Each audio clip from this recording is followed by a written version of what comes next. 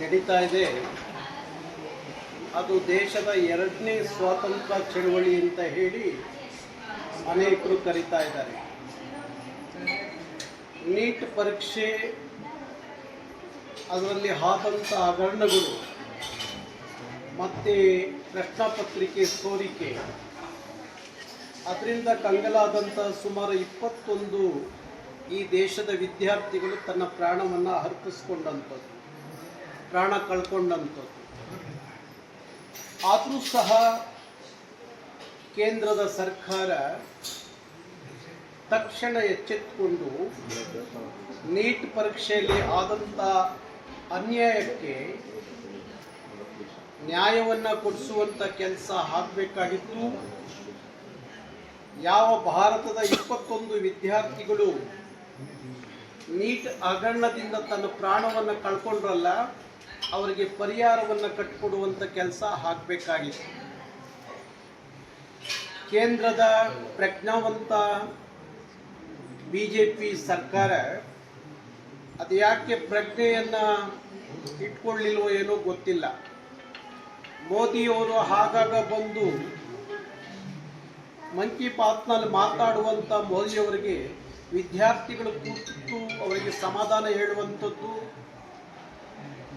ಅವರಿಗೆ ಆದಂಥ ಅನ್ಯಾಯಕ್ಕೆ ಪರಿಹಾರವನ್ನು ಕಟ್ಟಿಕೊಡುವಂಥ ಭರವಸೆ ಕೊಡುವಂಥ ಮಾತುಗಳನ್ನು ಮೋದಿಯವರು ಯಾವತ್ತೂ ಬಂದು ಆ ವಿದ್ಯಾರ್ಥಿ ಸಮೂಹಕ್ಕೆ ಹೇಳಲೇ ಇಲ್ಲ. ಸಣ್ಣ ಸಣ್ಣ ವಿಚಾರ ಇಟ್ಕೊಂಡು ಮನ್ ಕಿ ಬಾತಲ್ಲಿ ಬಂದು ಮಾತಾಡುವ ನಮ್ಮ ದೇಶದ ಘನವೆತ್ತ ಪ್ರಧಾನಮಂತ್ರಿಗಳಿಗೆ ಈ 21 ಜನ ಸತ್ತ ವಿದ್ಯಾರ್ಥಿಗಳ ಸಾವು ನೋವುಗಳಿಗೆ ಬೆಲೆ ಇಲ್ಲದ ರೀತಿಯಲ್ಲಿ ಕೇಂದ್ರ ಸರ್ಕಾರ ನಡ್ಕೊಂಡಂಥದ್ದು. ಒಬ್ಬ ಪ್ರಧಾನನ ಉಳಿಸ್ಕೊಳ್ಳಿಕ್ಕೋಸ್ಕರ, ಒಬ್ಬ ಮಂತ್ರಿಯ ಉಳಿಸ್ಕೊಳ್ಳಿಕ್ಕೋಸ್ಕರ ಇಡೀ ಲಕ್ಷಾಂತರ ವಿದ್ಯಾರ್ಥಿಗಳು ಬೀದಿಗಿಳಿದ್ರೂ ಸಹ ಆ ವಿದ್ಯಾರ್ಥಿಗಳ ಹೋರಾಟಕ್ಕೆ ಮಾನ್ಯತೆ ಕೊಡದೆ ಆ ಒಂದು ಮಂತ್ರಿಯ ರಕ್ಷಣೆಗೆ ನಿಂತಿದ್ದು ಕೇಂದ್ರ ಸರ್ಕಾರ ನಿಜಕ್ಕೂ ನಾಚಿಕೆ ಪಡಬೇಕು. ಕೊನೆಗೂ ವಿದ್ಯಾರ್ಥಿಗಳ ಹೋರಾಟಕ್ಕೆ ಜಯ ಸಿಕ್ತು. ಮಂತ್ರಿ ರಾಜೀನಾಮೆ ಕೊಟ್ಟರು. ಆದರೆ ವಿದ್ಯಾರ್ಥಿಗಳ ಹೋರಾಟ ಅಷ್ಟಕ್ಕೆ ನಿಲ್ಲಬಾರ್ದು ಅನ್ನೋದು ನನ್ನ ಕಾಳಜಿ, ಕಳಕಳಿ. ಯಾಕೆಂದರೆ ಈ ದೇಶದಲ್ಲಿ ಶಿಕ್ಷಣ ನೀತಿಯನ್ನು ಸರಿಯಾದ ದಾರಿಯಲ್ಲಿ ತಗೊಂಡು ಹೋಗದೆ ಹೋದರೆ ಇಂಥ ಹಗರಣಗಳಿಂದಾಗಿ ನೂರಾರು ಜನ ವಿದ್ಯಾರ್ಥಿಗಳು ಆಗಾಗ ಪ್ರಾಣ ಸಾವಿಗೆ ಶರಣಾಗಬೇಕಾದಂಥ ಪರಿಸ್ಥಿತಿ ನಿರ್ಮಾಣ ಆಗುತ್ತೆ. ಅದಕ್ಕೋಸ್ಕರ ಕೇವಲ ಇಷ್ಟಕ್ಕೆ ಪ್ರತಿಭಟನೆಗಳು, ಚಳುವಳಿಯನ್ನು ಮುಗಿಸಿ ಕೂರಬಾರ್ದು ವಿದ್ಯಾರ್ಥಿಗಳು. ಮತ್ತು ವಿದ್ಯಾರ್ಥಿಗಳ ಚಳುವಳಿಯಲ್ಲಿ ಯಾವುದೇ ರಾಜಕೀಯದ ಅವರ ರಾಜಕಾರಣಿಗಳ ಹಸ್ತಕ್ಷೇಪ ಇರಬಾರ್ದು. ಯಾಕೆಂದರೆ ಎಲ್ಲಿ ರಾಜಕೀಯ ಬೆರೆಯಿತ್ತು ಅಲ್ಲಿ ಚಳುವಳಿ ಸಾಯಿತು. ಇದನ್ನು ಕಾಂಗ್ರೆಸ್ನವ್ರು ಲಾಭ ಪಡ್ಕೊಂಡ್ರು ಅಂತಲೋ ಇಲ್ಲ ಇನ್ಯಾವುದೋ ಪಕ್ಷದ ಜನ ಲಾಭ ಪಡ್ಕೊಂಡ್ರು ಅನ್ನೋದಕ್ಕಿಂತ ಈ ಚಳುವಳಿ ಅದು 100% ವಿದ್ಯಾರ್ಥಿಗಳ ಅಳಿವು ಉಳಿವಿನ ಪ್ರಶ್ನೆಗಾಗಿ ನಡೆಯುವ ಚಳುವಳಿ ಆಗಬೇಕು ಹೊರತು ಅದು ಯಾವುದೇ ಪಕ್ಷದ ಮುಖವಾಣಿಯಾಗಿ ಈ ಚಳುವಳಿ ಮುಂದುವರಿಬಾರ್ದು ಅನ್ನೋದು ನನ್ನ ಉದ್ದೇಶ. ಹಾಗಾಗಿ ಬೇಕಾದ್ರೆ ಆ ಚಳುವಳಿಯನ್ನು ರಾಜಕೀಯ ಶಕ್ತಿಗಳು ಹೊರ ಇದ್ದು ಬೆಂಬಲಿಸಬೇಕು ಹೊರತು ಆ ಚಳುವಳಿ ಒಳಗಡೆ ಹೋಗಿ ಚಳುವಳಿಯನ್ನು ದಾರಿ ತಪ್ಪಿಸುವಂಥ ಕೆಲಸ ಯಾವುದೇ ಪಕ್ಷದ ಮುಖಂಡರುಗಳು ಮಾಡಬಾರ್ದು ಅನ್ನೋದು ನನ್ನ ಕಾಳಜಿ. ಹಾಗಾಗಿ ಬಹುಶಃ ಮೋದಿಯವರ ಸರ್ಕಾರ ಯಾವ ಸಂದರ್ಭಕ್ಕೂ ಮಂಡಿ ಊರಿ ಕೂತಿರಲಿಲ್ಲ. ವಿದ್ಯಾರ್ಥಿಗಳ ಚಳುವಳಿಗೆ ಮಂಡಿ ಊರಿ ಕೂರುವ ಪರಿಸ್ಥಿತಿಗೆ ಮೋದಿ ಸರ್ಕಾರ ಬಂತು. ಹಾಗಾಗಿ ಇನ್ನು ಮುಂದೆ ಬಹುಶಃ ಇದೆಲ್ಲ ನಡೆಯಲ್ಲ ದೇಶದಲ್ಲಿ ಅಂತ ಅಂದ್ಕೊಂಡಿದ್ದೀವಿ. ಚಳುವಳಿ ನಾವು ಸಹ ಕರ್ನಾಟಕ ರಕ್ಷಣಾ ವೇದಿಕೆ ಆ ಚಳುವಳಿಯನ್ನು ಬೆಂಬಲಿಸಿದಂಥದ್ದು. ಹಾಗಾಗಿ ಮುಂದಿನ ದಿನಗಳಲ್ಲೂ ಸಹ ಇಂಥ ಎಲ್ಲ ಚಳುವಳಿಯಲ್ಲಿ ಕರ್ನಾಟಕ ರಕ್ಷಣಾ ವೇದಿಕೆ ಭಾಗಿಯಾಗುತ್ತೆ. ಯಾವುದೇ ಪಕ್ಷ ಮತ್ತು ವ್ಯಕ್ತಿ ಪರವಾದಂಥ ಈ ಚಳುವಳಿಯಲ್ಲ, ವಿದ್ಯಾರ್ಥಿಗಳ ಅಳಿವು ಉಳಿವಿನ ಪ್ರಶ್ನೆಯ ಚಳುವಳಿ ಇದಾಗಿದೆ. ಅದಕ್ಕಾಗಿ ಅನೇಕರು ಭಾವಿಸೋದೇನೆಂದರೆ ಸ್ವಾತಂತ್ರ್ಯದ ನಂತರ ಒಂದು ದೊಡ್ಡ ಚಳುವಳಿ ಮೊನ್ನೆ ನಡೆದಂಥ ಚಳುವಳಿ ಅಂತ ಹೇಳಿ ಅದನ್ನು ಪರಿಗಣಿಸುವಂಥದ್ದು. ಒಂದು ಜನ ನೀಟ್ ಹಗರಣದ ಹೋರಾಟದ ಚಳುವಳಿ ಸಂದರ್ಭದಲ್ಲಿ ಕೇಸುಗಳನ್ನು ದಾಖಲೆ ಮಾಡಿದ್ರು.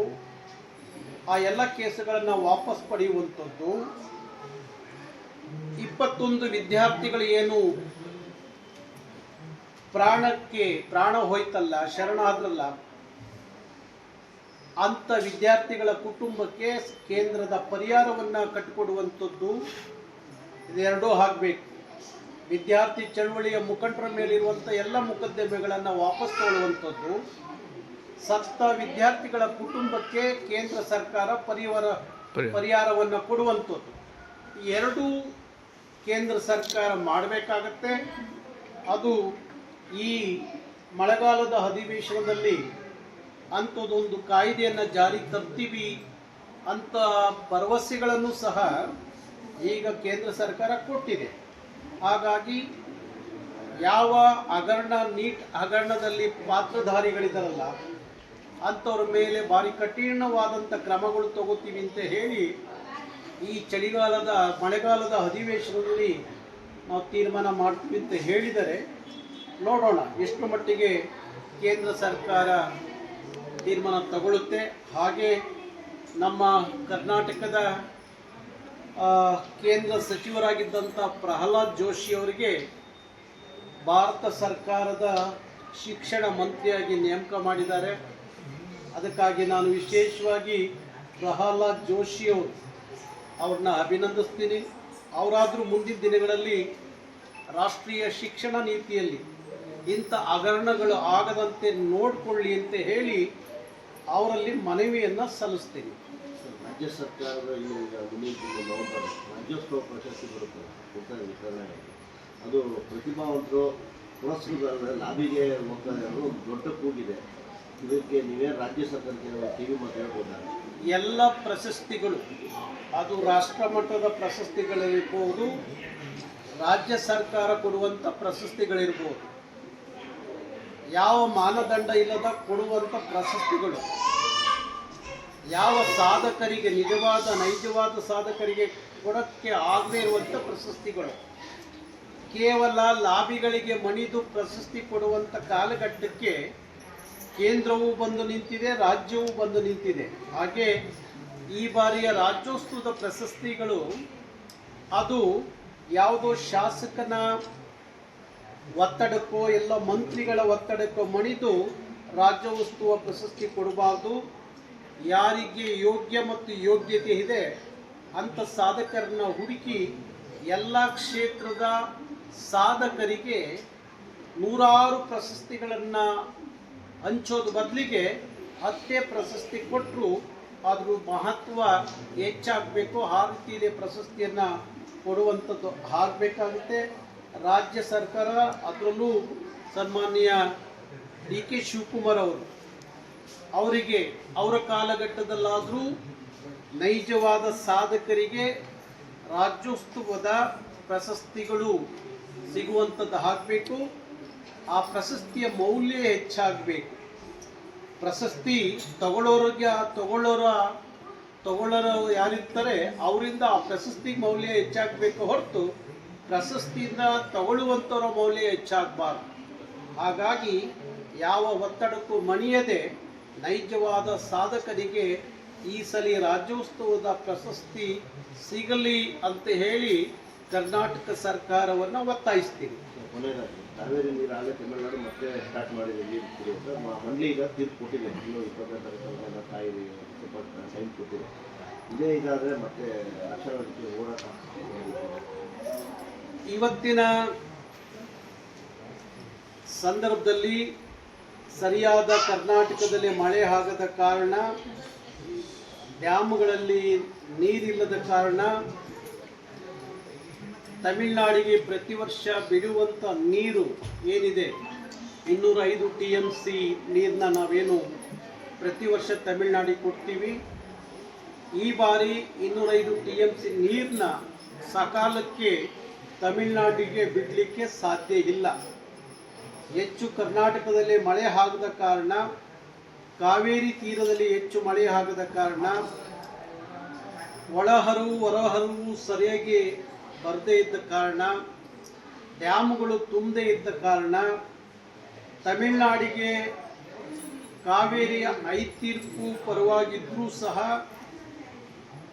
ಇಲ್ಲ ಕೇಂದ್ರ ಸರ್ಕಾರ ಆದೇಶವಿದ್ದರೂ ಸಹ ಇವತ್ತಿನ ಕಾಲಘಟ್ಟಕ್ಕೆ ತಮಿಳುನಾಡಿಗೆ ನಾವು ಅವರ ಕೇಳುವಷ್ಟು ನೀರನ್ನು ಕೊಡ್ಲಿಕ್ಕೆ ಆಗದೇ ಇದ್ದ ಕಾರಣ ರಾಜ್ಯ ಸರ್ಕಾರ ತಮಿಳುನಾಡಿನ ಮುಖ್ಯಮಂತ್ರಿ ಮತ್ತು ಕರ್ನಾಟಕದ ಮುಖ್ಯಮಂತ್ರಿ ಮತ್ತು ಪಾಂಡಿಚೇರಿಯ ಮುಖ್ಯಮಂತ್ರಿ 3 ಜನ ಕುಂತು ಮಾತಾಡಿ ಇರುವ ನೀರನ್ನು ಯಾಕೆ ಬಳಸ್ಕೋಬೇಕು ಅನ್ನುವ ಚರ್ಚೆ ಆಗಬೇಕಾಗಿದೆ.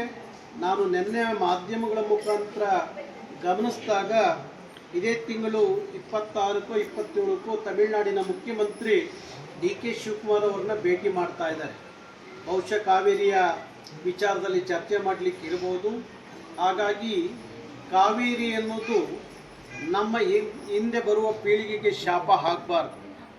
ಆದಷ್ಟು ಬೇಗ ತಮಿಳುನಾಡು ಕರ್ನಾಟಕದ ಮಧ್ಯೆ ಕಾವೇರಿ ವಿವಾದ ಏನಿದೆ ಅದು ಆಗಾಗ ಭುಗಿಲು ಹೇಳದೆ ಶಾಶ್ವತವಾದಂಥ ಒಂದು ಪರಿಹಾರವನ್ನು ಕಟ್ಕೊಡ್ಬೇಕು ಅನ್ನೋದಾದರೆ ಈಗ ಶಿವಕುಮಾರ್ ತಗೊಂಡಿರುವಂಥ ತೀರ್ಮಾನ ಇರ್ಬೋದು, ಹಾಗೆ ತಮಿಳುನಾಡಿನ ವಿಜಯ್ ಮುಖ್ಯಮಂತ್ರಿಗಳು ತಗೊಂಡಿರುವಂಥ ತೀರ್ಮಾನ ಇರ್ಬೋದು. ಅವೆರಡೂ ತೀರ್ಮಾನಗಳು ಸರಿಯಾದ ದಾರಿಯಲ್ಲಿ ಕುಂತು ಮಾತಾಡಿದ್ದು ಚರ್ಚೆ ಆದರೆ ಬಹುಶಃ ಈ ಬಾರಿ ದಿನಗಳ ವಿವಾದದಲ್ಲಿರುವಂಥ ಕಾವೇರಿ ಇಶ್ಯೂಗೆ ಒಂದು ಪರಿಹಾರ ಸಿಗುತ್ತೆ ಅಂತ ಹೇಳಿ ನಾನು ಅಂದ್ಕೊಂಡಿದ್ದೀನಿ. ಅದು ಪರಿಹಾರ ಸಿಗಬೇಕು ಹೊರತು ಅದು ಈ ವಿವಾದ ಶಾಶ್ವತವಾಗಿ ಉಳಿಯಬಾರ್ದು. ನಮ್ಮ ಹಿಂದಿನ ಪೀಳಿಗೆಗೆ ಕಾವೇರಿಯ ಸಂಘರ್ಷ ಇರಬಾರ್ದು ಅನ್ನೋದು ನನ್ನ ಉದ್ದೇಶ. ಹಾಗಾಗಿ 2 ರಾಜ್ಯಗಳ ಮುಖ್ಯಮಂತ್ರಿಗಳು ಒಂದಷ್ಟು ಸುದೀರ್ಘ ಕಾಲದಲ್ಲಿ ಈ ಥರದ ವಿವಾದಕ್ಕೆ ತೆರೆ ಎಳೆಯುವಂಥ ಕೆಲಸವನ್ನು ಮಾಡಲಿ ಅಂತ ಹೇಳಿ ನಾನು ಹಾರೈಸ್ತೀನಿ.